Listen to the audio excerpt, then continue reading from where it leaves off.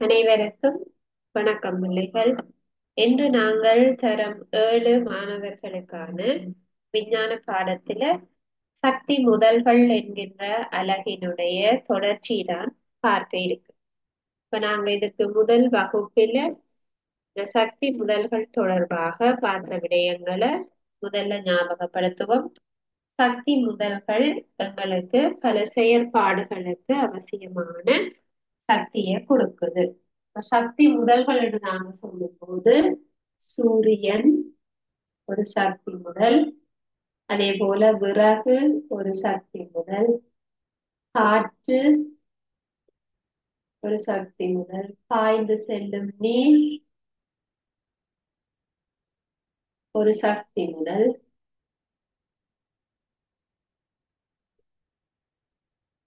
அதே போல நிலக்கரி நிலக்கரி ஒரு சக்தி முதல். இவ்வாறாக நிறைய சக்தி முதல்கள் காணப்படுகிறது. இந்த சக்தி முதல்களை நாங்கள் இரண்டு வகையாக பிரிக்க முடியும். அதாவது ஒன்று மீள புதுப்பிக்கக்கூடிய சக்தி முதல்கள் எனவும், மற்றையது மீள புதுப்பிக்க முடியாத சக்தி முதல் என்றும் நாங்க சொல்லுவோம். சரியா? அப்ப இதுல நாங்கள் மீள புதுப்பிக்க கூடிய சக்தி முதல் என்று நாங்க எதை சொல்லுவோம்? அவை பயன்படுத்தப்படுகிற போது ஒரு குறுகிய காலத்திலேயே அவற்றை மீண்டும் உருவாக்க முடியும், அல்லது திரும்பவும் நாங்க அதை பயன்படுத்தக்கூடியதாக இருக்கும் என்றால் அது மீள புதுப்பிக்க கூடியது,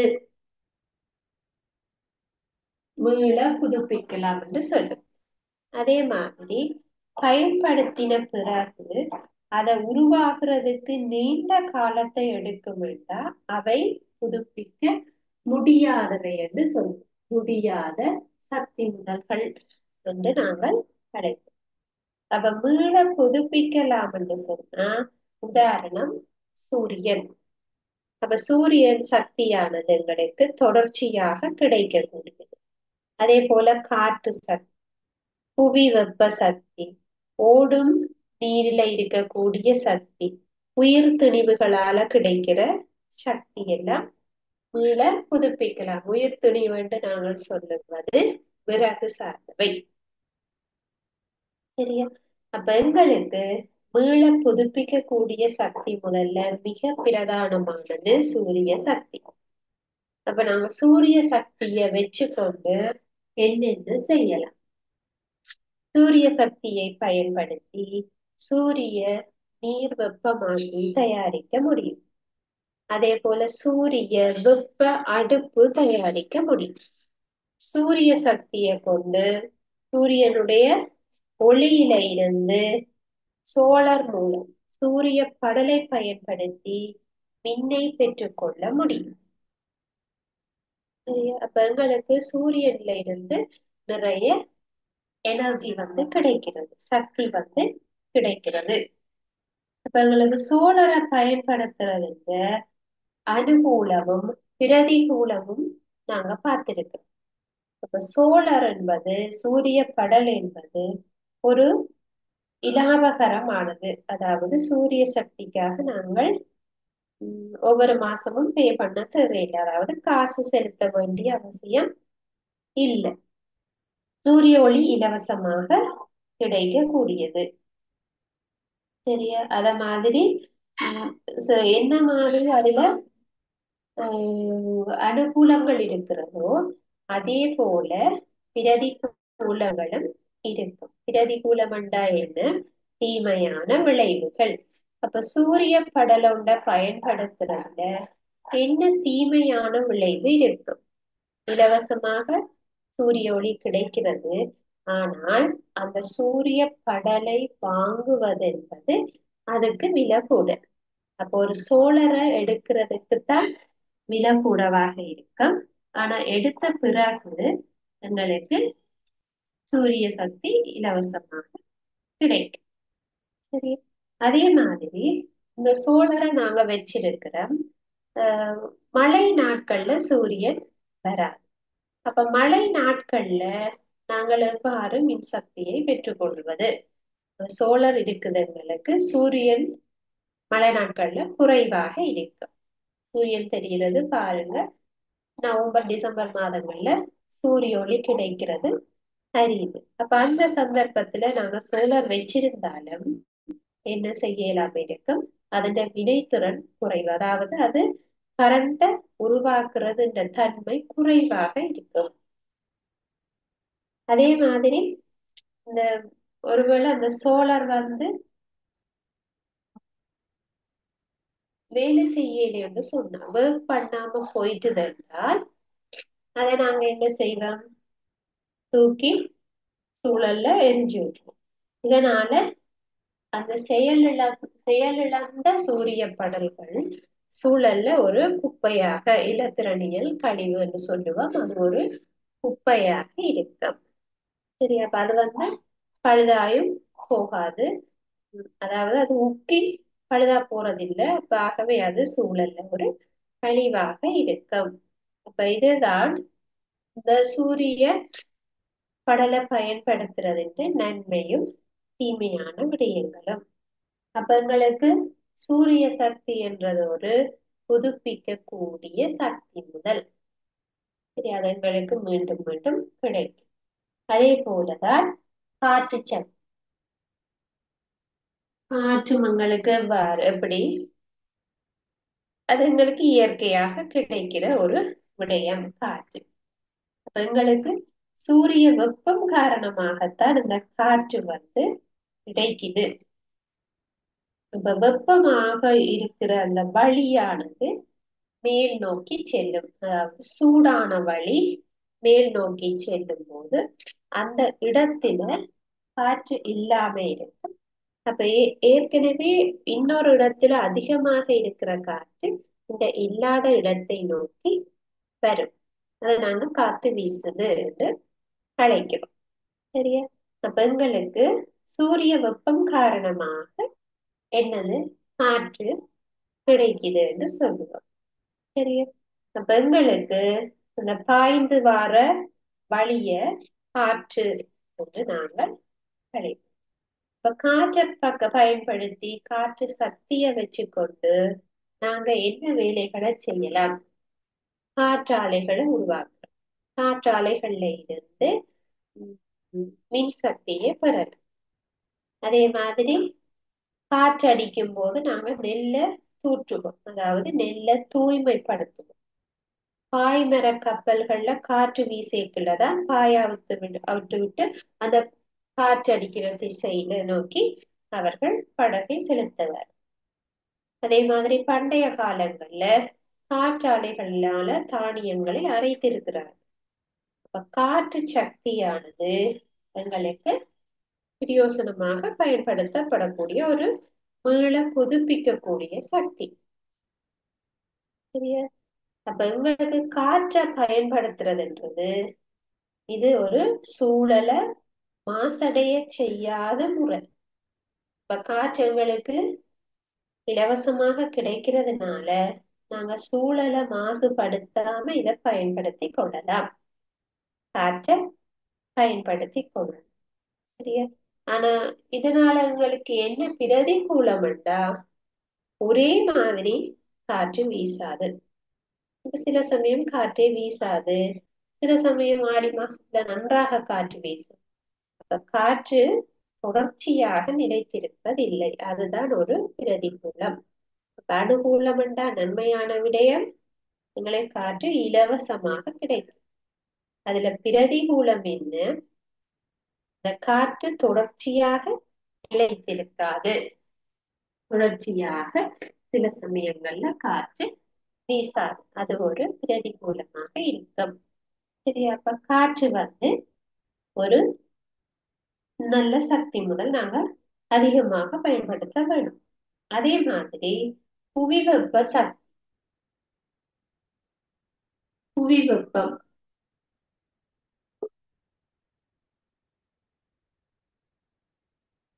இந்த புவி வெப்ப சக்தி என்று நாங்க சொல்றது பூமியின் உள்ள இருக்கிற வெப்பத்தை பயன்படுத்தி கொள்றது.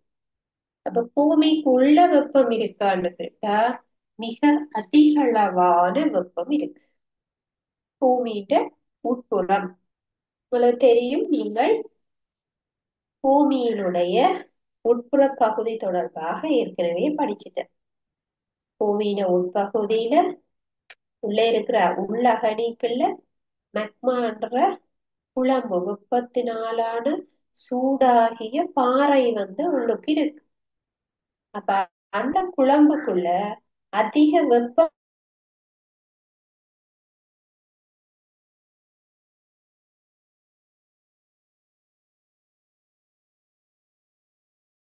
ஆக்கி அதை சுழல வச்சு அதோட ஒரு டைனமோவை பொருத்தி அதுல இருந்து கரண்ட்டை உருவாக்க முடியும்.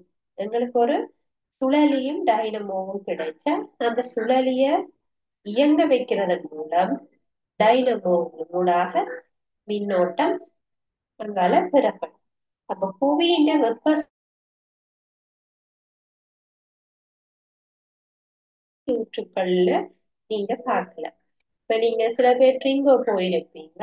அந்த ட்ரிங்கோவில் இந்த 7 சுடுநீர் கிணறுகளை நீங்க பார்க்கலாம். அப்ப அங்க மட்டும் எப்படி நீர் சூடாக வருகிறது என்று சொன்னா, இந்த மாதிரி கிணறுகள்ல இந்த பூமியினுடைய வெப்பம் அதிகமாக அந்த இடத்துக்கு மாத்திரம் கிடைக்குது. அப்ப அதனால அந்த இடங்கள்ல இருக்கிற நீர் அதிகம் சூடாகுதுன்னு சொல்லுது. சரியா? அப்ப புவியினுடைய வெப்ப சக்தியானது நிலத்துக்குள் உள்ள இருக்கிற சக்தியை பயன்படுத்துதல் என்று சொல்றோம். புவி வெப்ப சக்தி என்றால் நிலத்துக்கு உள்ள இருக்கிற சக்தியை நாங்க பயன்படுத்துறோம். இப்ப சூரியன் என்றா எங்களுக்கு இன்னொரு கோள்ல இருந்து வர ஒளிச்சக்தி. காற்று என்றா அது எங்களுக்கு வழியில இருந்து கிடைக்கிற சக்தி. புவி வெப்ப சக்தி என்றால் நிலத்துக்கு உள்ள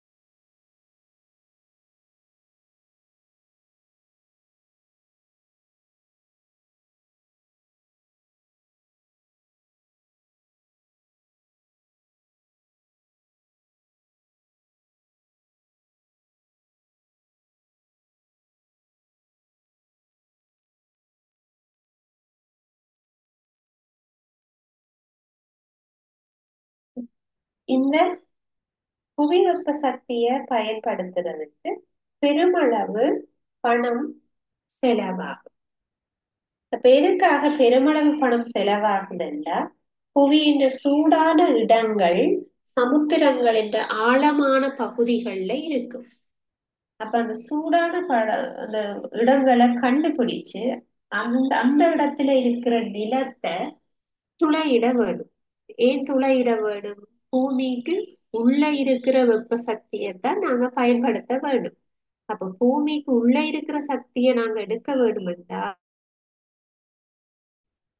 துளையிட வேண்டும். பூமிக்கு உள்ள இருக்கிற தரையை நாங்கள் துளையிட்டு கொண்டு வந்து, அதாவது ஒரு ஆழமாக ஒரு ஒரு ஓட்டைன்னு சொல்லுவோம். நிலத்தில நாங்க ஆழமாக ஒரு துளை போடே அது இந்த சூடான பகுதியை நோக்கி போகும். அப்ப இதுக்காக நிலத்தை தோன்றதுக்கு நிறைய செலவாகும். அப்ப ஆழமாக நிலத்தை தோன்றுவதற்கு சில சமயம் தீமை விளைவிக்கக்கூடிய வாயுக்களோ அல்லது இரசாயன பதார்த்தங்களோ வெளியேற்றக்கூடும். அப்ப உங்களுக்கு இந்த புவி வெப்ப சக்தியை பயன்படுத்துறதுன்றது கொஞ்சம் கடினம். இப்ப காற்று இலவசமாக எங்களுக்கு வீசுது, அது எங்களுக்கு இலகுவாக கிடைக்கும். ஆனா புவி வெப்ப சக்திய அவ்வளவு இலகுவாக நாங்க பெற இயலாது. சரியா? அப்ப சில வேளை அதுல ரசாயன பதார்த்தங்கள் வெளிவந்துச்சுன்னா அதை அகற்றுவது என்பது இன்னொரு பிரச்சனையாக இருக்கு. அப்ப எங்களுக்கு புவி வெப்ப சக்தி இலவசமாக கிடைக்குது. அதாவது பூமியில இந்த சக்தி இருக்குது, ஆனா அதை எடுத்து பயன்படுத்துறது தான் கொஞ்சம் கடினம். சரியா? ரைட். அதே மாதிரி இப்ப நாங்கள் சூரிய சக்தி தொடர்பாக பார்த்திருக்கிறோம், காற்று சக்தி தொடர்பாக பார்த்திருக்கிறோம், புவி வெப்ப சக்தி தொடர்பாக பார்த்திருக்கிறோம். மூன்றுமே இலவசமாக இயற்கையாக கிடைக்கக்கூடிய சக்திகளாக இருக்கு. அதே மாதிரிதான் பாய்ந்து செல்லக்கூடிய நீர் அல்லது ஓடும் நீர் என்று நாங்கள் சொல்லுவோம். ஓடும் நீரினால கிடைக்கக்கூடிய சக்தி.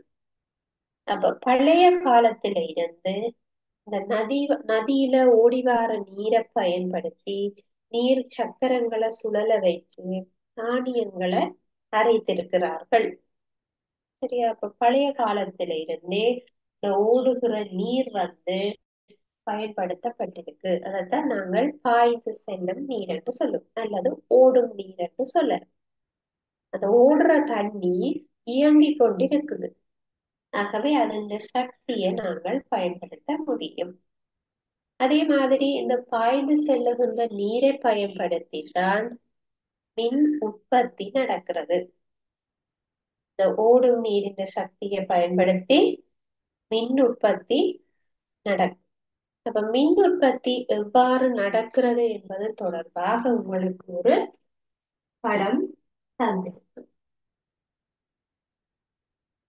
ஒரு மின் உற்பத்தி நிலையம் என்றா அது ஒரு நீர்த்தேக்கத்துக்கு அண்மையில தான் வழக்கமாக அமைக்கப்படும்.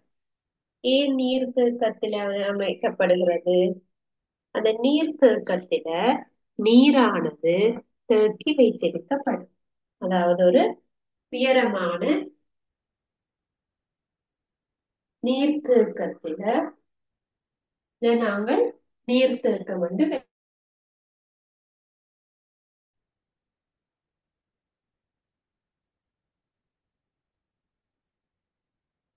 இது ஒரு நீர்த்தேக்கம். உயரமான இடத்துல அந்த தண்ணியை அவர்கள் சேமிச்சு வச்சிருப்பாங்க. அந்த தண்ணிய அங்க இருந்து ஒரு சுரங்க பாதை வழியாக அவர்கள் அந்த தண்ணிய கீழ் நோக்கி கொண்டு வருவினர். ஒரு சுரங்க பாதை வழியாக அந்த நீரை கொண்டு வருவினர். சரியா? அந்த சுரங்க பாதையினூடாக நீர் வரும். வார நீரை பயன்படுத்தி அந்த ஓடிவார நீரை பயன்படுத்தி இப்ப நீர்த்தேக்கத்துல அது தேங்கி நிக்குதுண்டா அதை ஒரு பக்கத்தால திறந்து விட்டா அது ஓடி பெறும். அந்த ஓடிவார நீரை பயன்படுத்தி ஒரு சுழலி ஒன்று வச்சிருக்கு. இதுக்குள்ள சுழலி என்றா சுழலக்கூடியது. அந்த சுழலிய இந்த நீரை பயன்படுத்தி இயங்க வைக்கிறது. அதாவது சுழல செய்வது. இந்த சுழலிய சுழல வைக்கிறது, ரவுண்டா சுழல வைக்கிறது. அது சுழலும் போது அதுக்கு பக்கத்திலேயே டைனமோ பொருத்தப்படும். இதுல டைனமோ சுழலியில இருந்து டைனமோவுக்கு கனெக்ட் பண்ணி இங்க கரண்ட் உருவாகும். அந்த உருவாகிற கரண்ட் தான் பிறகு என்ன செய்யும்? எங்களுக்கு வீடுகளுக்கு அனுப்பப்படும். மின்சாரமாக வீடுகளுக்கு அனுப்பப்படும். சரியா? அப்ப இதுல இந்த சில்ல சுத்தி முடிய அந்த நீர் வெளியேற்றப்படும். சரியா? அப்ப இவ்வாறுதான் மின் உற்பத்தி நிலையங்கள்ல மின்சாரம் உற்பத்தி நடக்கும். இப்ப இலங்கை உங்களுக்கு தெரியும், ஒரு நீர் மின் உற்பத்தியில பிரதானமாக நாங்கள் மின்னை பெற்றுக்கொள்றோம். இலங்கையில அதிகமாக மின்சாரம் நீர் மின்சாரமாக கிடைக்குது. அப்ப எங்களுக்கு இந்த நீர்த்தேக்கங்கள் ரந்தனிக்கல நீர்த்தேக்கம் இருக்குது, துன்கிந்த விக்டோரியா நீர்த்தேக்கம், இந்த மாதிரி எங்களுக்கு உயரமான பிரதேசத்துல இருந்து அந்த நீர் ஒரு சக்தியை வச்சிருக்கும். அந்த உயரமா இருக்கிற நீர் என்ன சக்தியை வச்சிருக்கும்னா அது ஒரு அழுத்த சக்தி. நீங்கள் அழுத்த சக்தி இயக்க சக்தி தொடர்பாக படிக்கும் போது ஒரு உயரமான இடத்துல இருக்கிற ஒரு பொருள்ல அழுத்த சக்தி இருக்கு. உதாரணமாக ஒரு தென்னை மரத்துல இருக்கிற அந்த தேங்காய்க்கு அந்த தென்னை மரம் எவ்வளவு ஹைட்டா இருக்குதோ அதனால அதுக்கு ஒரு சக்தி இருக்கு. அதை சொல்றது அழுத்த சக்தி. அதே போலதான் இந்த நீர்த்தேக்கத்துல இருக்கக்கூடிய நீருக்கு ஒரு அழுத்த சக்தி ஒன்று இருக்கு. அது பிறகு பாய்ந்து வருகின்ற போது பாய்ந்து இது சுரங்கப்பாதை என்று சொல்லுவோம். அந்த சுரங்கப்பாதை வழியாக அது பாய்ந்து வருகிற போது அழுத்த சக்தி இதுல இயங்குகிறபடினால நீர் இயங்குவதால இயக்க சக்தியாக மாற்றப்படுகிறது. அது இதுல இருக்கிற சுழலி இதன் சுழலி இயங்கும் போது டைனமோவினூடாக கரண்ட் உருவாக்கப்படும். அந்த கரண்ட் பிறகு படிகூட்டு நிலை மாற்றிகளினூடாக கொஞ்சமா வார கரண்ட அதிகமாக மாற்றி வீடுகளுக்கு அனுப்பப்படும். சரியா? அப்ப இது உம் இந்த நீர்த்தேக்கம் ஆறுகளுக்கு குறுக்காக கொங்குரீட்டால சில அணைகள் கட்டப்படும். அதை நாங்க செயற்கையான நீர்த்தேக்கங்கள் என்று சொல்றோம். சரியா? அப்ப அதன் மூலம் அந்த செயற்கையான நீர்த்தேக்கத்துல நீரானது சேமிக்கப்படும். பிறகு அந்த குழாய்களினூடாக தாழ்ந்த பகுதியில் அமைக்கப்பட்டிருக்கிற மின் உற்பத்தி நிலையத்திற்கு நீர்த்தேக்கம் உயரமாக இருக்கும். இதன் மின் உற்பத்தி நிலையம் கீழே இருக்கு, தாழ்ந்த பகுதியில இருக்கு.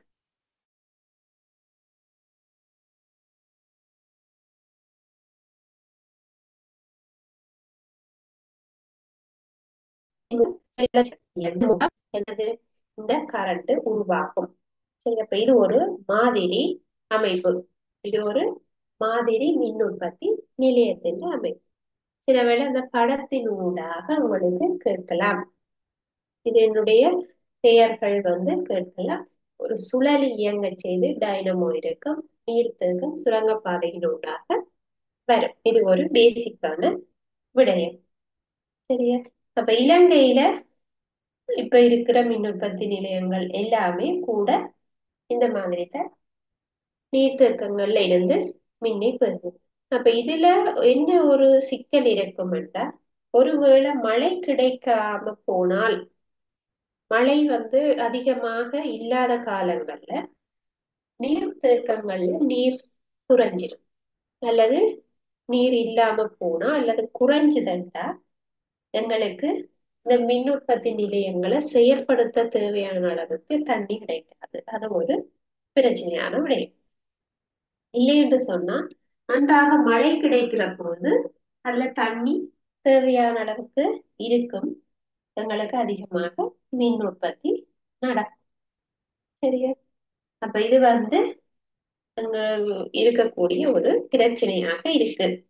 அது சில வேளை கேட்பினும் எங்களுக்கு நீர் மின் உற்பத்தியினால எடுக்கக்கூடிய அல்லது நீர் மின் உற்பத்தியில ஏற்படக்கூடிய ஒரு பிரச்சனை என்ன?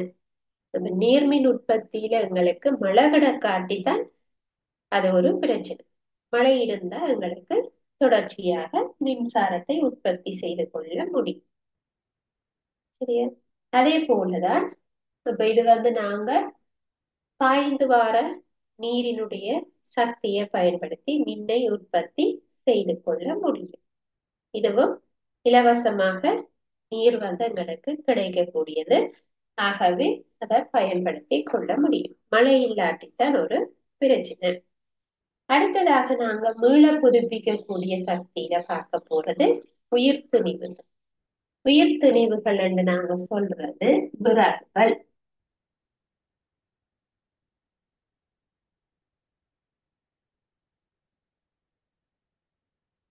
உயிர்த்திணிவண்ட எரிபொருளாக பயன்படுத்தக்கூடிய தாவர விலங்கு பகுதி. உதாரணமாக நாங்க அதை விறகு என்று போடுவோம்.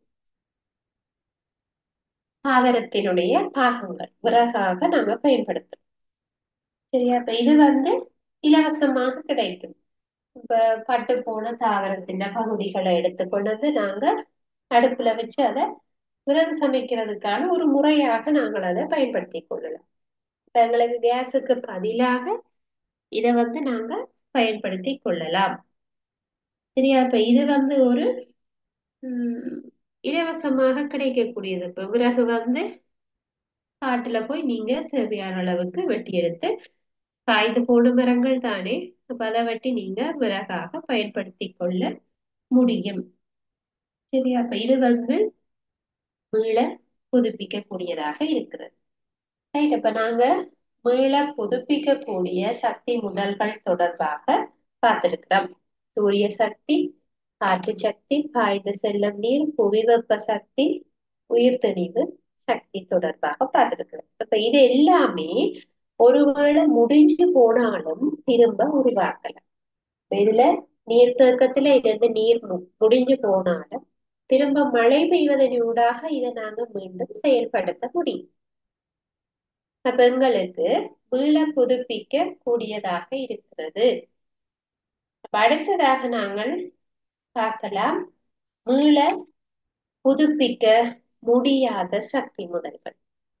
அடுத்ததாக நாங்க பார்க்க இருக்கிறது மீள புதுப்பிக்க முடியாதவை. இப்ப புதுப்பிக்க முடியாததென்ற என்ன அர்த்தம்? இவை பயன்படுத்தி பயன்படுத்தி முடிய அவற்றை திரும்ப உருவாக்குறது என்பது கடினம். அவற்றை மீண்டும் உருவாக்குறதுக்கு நீண்ட காலம் எடுத்துக்கொள்ளும். எங்களுக்கு ஒரு நீர்த்தேக்கத்துல நீர் கிடைக்கலையே, நீர் இல்லை என்றால் அது மழை பெய்யும் போது எங்களுக்கு கிடைக்கும். அப்ப எங்களுக்கு அது புதுப்பிக்க கூடியதாக இருக்கும். அதாவது குறுகிய காலத்துல கிடைக்கும். இப்ப இந்த வருடம் எங்களுக்கு கொஞ்ச நாள் மழை இல்லாமல் இருக்கும். ஆனா திரும்பவும் மாரி காலம் வரைக்குள்ள எங்களுக்கு மழை கட்டாயம் கிடைக்கும். மழை கிடைக்கும் போது இந்த நீர்த்தேக்கத்துல நாங்க நீரை சேமிச்சு கொள்ள முடியும் எங்களுக்கு. ஆகவே எங்களுக்கு அது குறுகிய காலத்துல திரும்ப எடுக்கக்கூடிய மாதிரி இருக்கு. ஆனா மீள புதுப்பிக்க முடியாததுண்டா அது திரும்ப உருவாகிறதுக்கு பல மில்லியன் ஆண்டுகளை எடுக்குமெண்டா அதைத்தான் நாங்க மீள புதுப்பிக்க முடியாது என்று சொல்றோம். நாங்க இருக்கிற கால வரைக்கும் அதை பாவிக்க இயலாது. பல மில்லியன் ஆண்டுகள் ஆகுமெண்டா நாங்கள் வாழ்றது குறுகிய காலம். அப்ப எங்களால அதை பாவிக்க இயலாது, திரும்ப பாவிக்க இயலாது. அந்த மாதிரி இருக்கக்கூடிய சக்தி முதல்கள் தான் பார்க்க இருக்கிறோம். இப்ப அதுல நாங்க முதலாவதாக பார்க்க இருக்கிற சக்தி முதல் கனிய எண்ணெய்.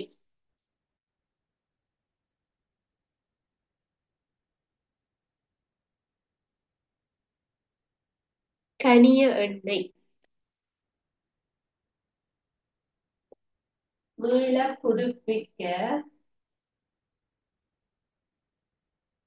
முடியாதது. இப்ப நீங்களும் தலையங்க போட்டுட்டு எழுதி கொள்ளுங்க. மீள புதுப்பிக்க முடியாத சக்தி முதல்.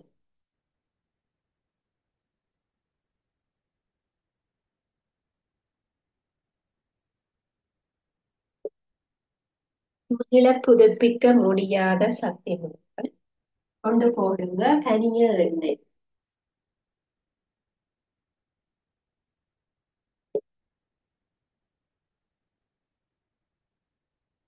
கனிய எண்ணெய், நிலக்கரி.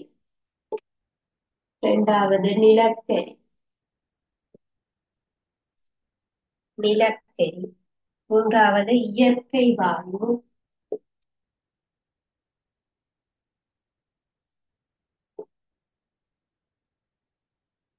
இயற்கை வாயு. நாலாவது கரிச்ச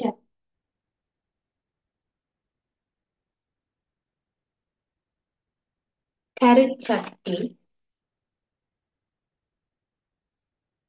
நாலாவது கருச்சட்டி.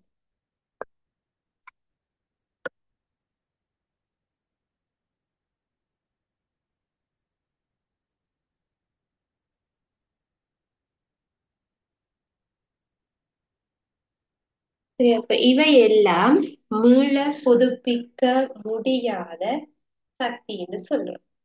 எதுக்காகண்டா இவை ஒரு தடவை நாங்க பயன்படுத்தி முடிச்சிட்டோம்னா திரும்ப உருவாக்குறதுக்கு பல மில்லியன் ஆண்டுகள் ஆகும். இப்ப உதாரணமாக முதலாவது பாருங்க, கனிய எண்ணெய்.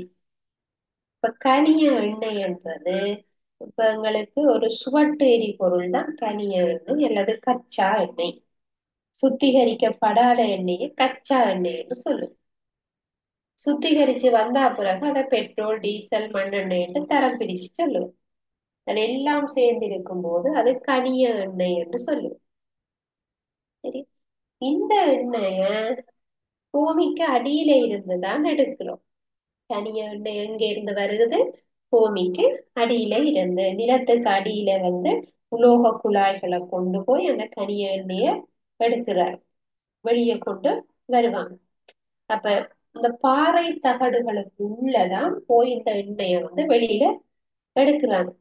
சரி, அப்ப இந்த தனிய எண்ணெயை எடுக்கிறதுக்கு என்ன சொல்லுங்க, அப்ப அதிகமாக செலவாகும். தனிய எண்ணெயை உலோக குழாய்களை பயன்படுத்தி அதை வெளியில எடுத்து அது என்னது, ஒரு எரிபொருள். அப்ப எங்களுக்கு தொழிற்சாலைகளுக்கும் போக்குவரத்துக்கும் மிக முக்கியமானது என்னது? எண்ணெய். கட்டாயம் எரிபொருள் தேவை. அப்ப எரிபொருளை எதுக்காக பயன்படுத்துவோம்? இயந்திரங்களை இயக்குறதுக்கு, தொழிற்சாலைகள்ல பயன்படுத்தப்படுகிறது, போக்குவரத்துக்காக வாகனங்களுக்கு பயன்படுத்தப்படுகிறது, அதே மாதிரி தகனம் அடைகிறதுக்கு, எரிக்கிறதுகளுக்காக பயன்படுத்துறோம். சரியா? அப்ப இந்த எண்ணெய் வந்து முடிஞ்சிட்டுதா திரும்ப உருவாக நீண்ட காலம். ஏற்கனவே ஆதி காலத்துல இருந்த தாவர விலங்கு பகுதிகள், அதனால உருவானதுதான் இந்த கச்சா எண்ணெய். அது பல மில்லியன் ஆண்டுகள் வெப்ப அமுப்ப மாற்றங்களுக்கு உட்பட்டுத்தான் இது உருவாகுது. அப்ப திரும்ப உருவாக வேணும் என்றால் இப்ப இருக்கிற தாவர விலங்கு பாகங்கள் எல்லாம் ஊட்டி பாறை கடியில போய் எண்ணெயாக மாறுவதற்கு நீண்ட காலம் எடுக்கும். அப்ப உங்களுக்கு பெட்ரோல் எல்லாம் முடிஞ்சுதுண்டா, சுவட்டெரி பொருள் அதை விட வேண்டியதுதான். திரும்ப உருவாக பல ஆண்டுகள் எடுக்கும். அது வரைக்கும் நாங்க இருக்க போறது இல்லை. அப்ப எங்களுக்கு இந்த பெட்ரோல் டீசல் வந்து என்பது ஒரு மட்டுப்படுத்தப்பட்ட வளம் என்று சொல்லும். இது முடிஞ்சுதண்டா பிறகு உருவாக கஷ்டம். அதே மாதிரிதான் நிலக்கரி. நிலக்கரி வந்து ஆதி காலத்துல இந்த இறந்து போன தாவரங்கள் நிலத்துக்கு அடியில போய் அந்த மாற்றங்களுக்கு உள்ளாகி ஆழமான பகுதியில, நிலத்தின் ஆழமான பகுதியில பாறைகளுக்கு அடியில நிலக்கரியாக படிஞ்சிருக்கு. அப்ப இதை எடுத்து என்ன செய்வோம்டா, இதை எரிக்கும் போது அதிக அளவுல வெப்பத்தை உருவாக்கும். நிலக்கரியை எரிச்சா அதிகம் வெப்பம் உருவாகும். அப்ப முதல்ல நிலக்கரியில இயங்கக்கூடிய என்ஜின்கள் இருந்தது. ட்ரெயின்கள் வந்து அதிகமாக நிலக்கரியை பயன்படுத்தி இருந்தது. இப்ப வந்து அப்படி இல்லை. முதல் இருந்தது நிலக்கரியை பயன்படுத்தக்கூடிய என்ஜின். அப்ப அது வந்து எரிக்கும் போது அதிக வெப்பத்தை வெளியேற்றும். சரியா? அப்ப இந்த நிலக்கரி வந்து மண்ணில இருந்து தோண்டி எடுத்து சக்தியாக மாற்றி பயன்படுத்தப்படுது. சரி, இந்த கனிய எண்ணெயை விட நிலக்கரி கொஞ்சம் அதிகமாக இருக்கு. இந்த கனிய எண்ணெயை நாங்க அதிகமாக பாவிச்சிட்டோம். ஆனா நிலக்கரி வளம் கொஞ்சம் குறைவாகத்தான் பாவிச்சதுனால அதிகமாக இருக்கு. சரியா? ஆனா இந்த நிலக்கரியை பயன்படுத்தினா வளி மாசடையும். நிலக்கரியை பயன்படுத்திக்குள்ள அது தகனம் அடைகிறது. எரியும் போது வளிய மாசடைய செய்யக்கூடிய வாயுவை வெளியேற்றும். அதனால நாங்க இதை பயன்படுத்துறது வளிய மாசடை. தனிய எண்ணெயும் அப்படித்தான். பாருங்க, பெட்ரோல் டீசல் அதுகளை பயன்படுத்தி வாகனங்களை நாங்க இயக்கும் போது வாகனத்திலிருந்து வெளியேறுகின்ற புகையால வழி மாசடையும். அதே மாதிரிதான் நிலக்கரி, அதை எரிச்சு அதுல இருந்து வர வாயுவால சூழல் மாசடையும். சரியா? அடுத்ததாக இயற்கை வாயு. இயற்கை வாயுன்றது மண்ணுக்கு அடியில, அதாவது பாறைகளுக்கு இடையில இருக்கிற மீதேன் போன்ற வாயுக்கள். இயற்கை வாயுக்கு உதாரணம் மீதேன் என்று சொல்லுவோம். அது பக்கத்துல எழுதிக் கொள்ளுங்க, மீதேன் வாயு. சரியா? இந்த வாயுவை நாங்க இயற்கை வாயு என்று சொல்லுவோம். அப்ப இத நிலத்துக்கு உள்ள உலோக குழாய்களை அனுப்பி அதுல இருந்து அந்த வாயு வெளியே எடுத்து உணவு சமைக்கிறதுக்காக குளிரான நாடுகள்ல இந்த வீடுகள்ல சூடா வச்சிருக்கிறதுக்காகவும் பயன்படுத்துவார். இது இலகுவானது, மலிவானது, இயற்கையாக கிடைக்கிறது. சரியா இருக்கு. அதே மாதிரி இதுவும் ஒரு மட்டுப்படுத்தப்பட்ட அளவுல தான் இருக்கு, குறைவாகத்தான் இருக்கு. ஆகவே அது முடிந்து போகக்கூடியது. சரியா? அப்ப இயற்கை வாயுக்கு உதாரணம் மீதேன் வாயு. நான்காவதாக கரிச்சல். கரிச்சக்தி என்றா இது ஒரு அணுக்களின் தாக்கம்.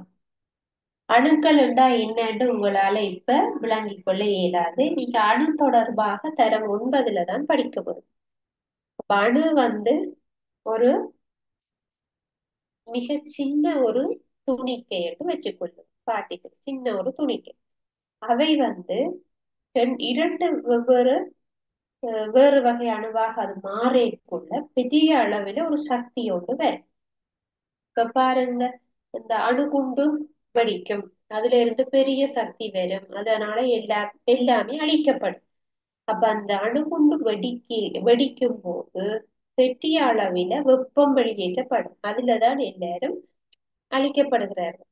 அப்ப அந்த அணுகுண்டுக்குள்ள நடக்கிறது ஒரு கருச்சக்தி.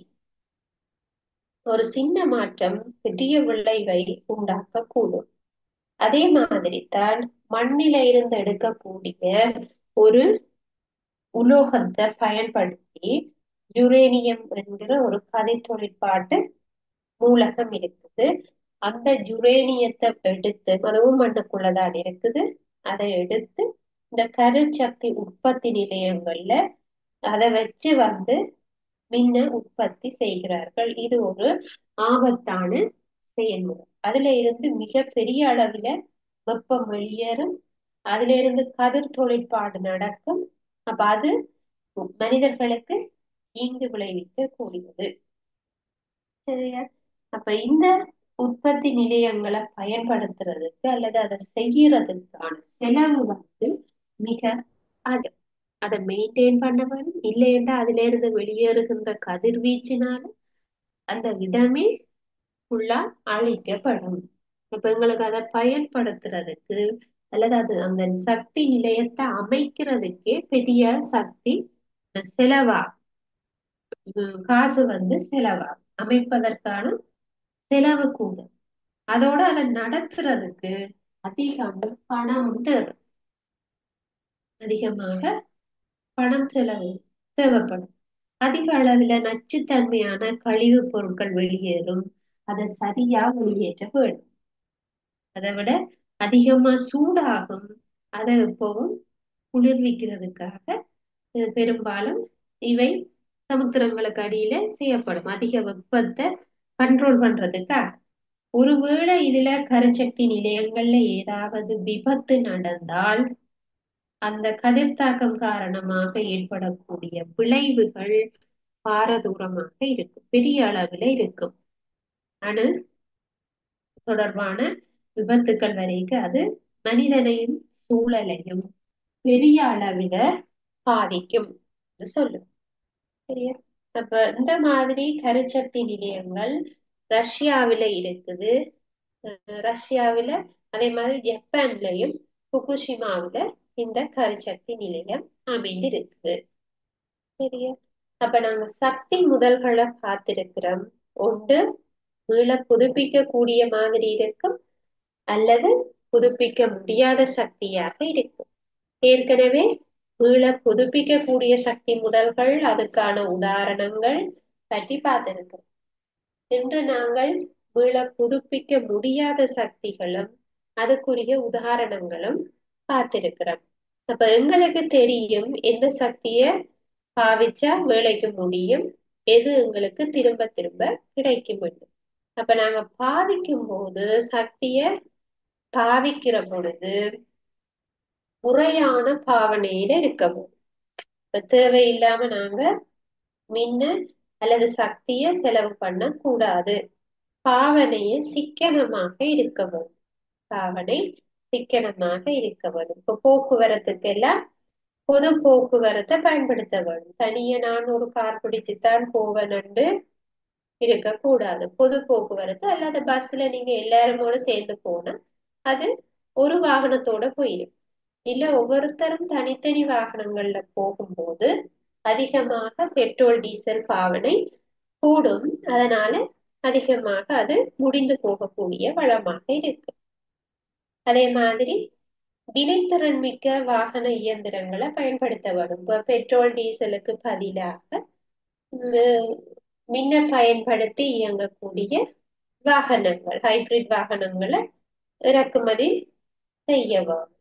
சரியா? அதே மாதிரி வீட்டுல உணவு சமைக்கிறதுக்காக நாங்கள் அயற்சூழல்ல இருந்து பெற்றுக்கொள்ளக்கூடிய விறகுகளை பயன்படுத்துவது சிறப்பானது. சரியா? அதே மாதிரி மண்ணில இருந்து பெற்றுக்கொள்ற இந்த சுவட்டு எரிபொருள் பாவனையை குறைக்கிறதுன்ற அவசியத்தை மக்களுக்கு நாங்க சொல்ல வேண்டும். இதனால எவ்வளவு தீமை என்ன. சரியா? அப்ப இந்த நாங்கள் இந்த சக்தி முதல்கள் தொடர்பாக பார்த்திருக்கிறோம். மீள புதுப்பிக்க முடியாதவை, அதாவது பாவிச்சு முடிய இவற்றை திரும்ப உருவாக்குவதற்கு நீண்ட காலம் எடுத்துக்கொள்ளும். இப்ப இன்று நாங்கள் இந்த படித்த விடயங்கள் தொடர்பாக உங்களுக்கு ஏதாவது சந்தேகங்கள் இருந்தா நீங்க கேட்கலாம்.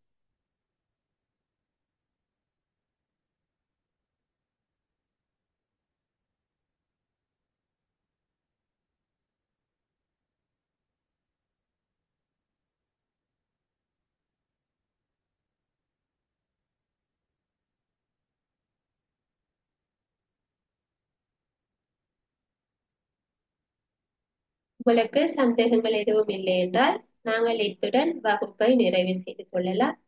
அடுத்த வகுப்பில நாங்கள் தொடர்ச்சியை பார்க்கலாம். தேங்க்யூ.